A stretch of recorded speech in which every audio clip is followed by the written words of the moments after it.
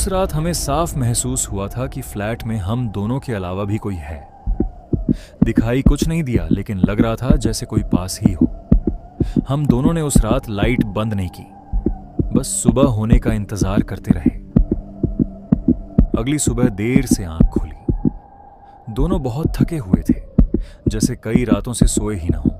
मेरी wife kitchen में नाश्ता बना रही थी। तभी अचानक उसे लगा कि मैं किचन में आकर खड़ा हो गया हूं। उसने सोचा मैं नहाकर बाहर आ गया हूं, लेकिन मैं तो अभी बाथरूम में ही था। उसने मेरी तरफ देखा। मैं उसके सामने खड़ा था, लेकिन कुछ अजीब था। मैं चुपचाप उसे देख रहा था। उसने घबरा कर पूछा, अभी तो तुम बाथरूम में थे ना? मैं बस धीरे से मुस्कुराया।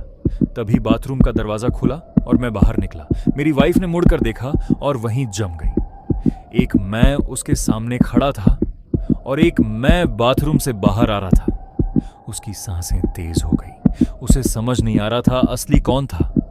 इतना बोलते ही उसको चक्कर आया और वो गिर गई। उस दिन के बाद हम दोनों अकेले रहने से डरने लगे। मैं दूसरे कमरे में बैठा लैपटॉप पर काम कर रहा था। घर बिल्कुल शांत था। कुछ देर बाद मेरी वाइफ चाय लेकर मेरे पास आई। उसने कप मेरे सामने रख दिया। सब कुछ बिल्कुल नॉर्मल लग रहा था। मैं कप उठाने ही वाला था, तभी पीछे वाले कमरे से कदमों की आवाज आई। मैं धीरे से मुड़ा और मेरी सांसें रुक गईं। मेरी वाइफ बेडरूम से बाहर आ रही थी।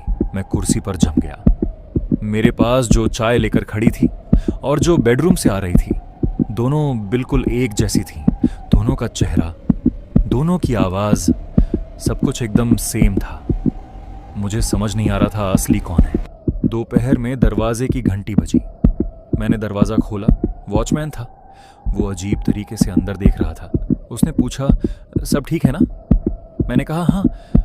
वो कुछ देर चुप रहा, फिर बोला, अगर कुछ दिखे तो दरवाजा मत खोलना। मैंने पूछा, क्या दिखे?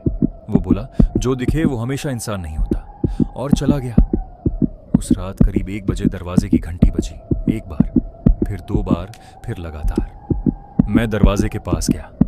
पीप होल से बाहर देखा, कोई नहीं था। घंटी फिर बजी। फिर धीरे से आवाज आई, दरवाजा खोलो। मेरी सांसें रुक गईं, क्योंकि आवाज मेरी वाइफ की थी और वो मेरे पीछे थी। मैंने फिर बाहर देखा। इस बार मेरी वाइफ दरवाजे के बिल्कुल पास अंदर झांक रही थी। मेरे पीछे से वाइफ ने धीरे से कहा, दरवाजा मत खोलना। मैंने दरवाजा नहीं खोला। कुछ देर बाद सब शांत हो गया। अब मैं और मेरी वाइफ सोफा पर बैठे थे। हम दोनों हिल भी नहीं पा रहे थे और हमारे सामने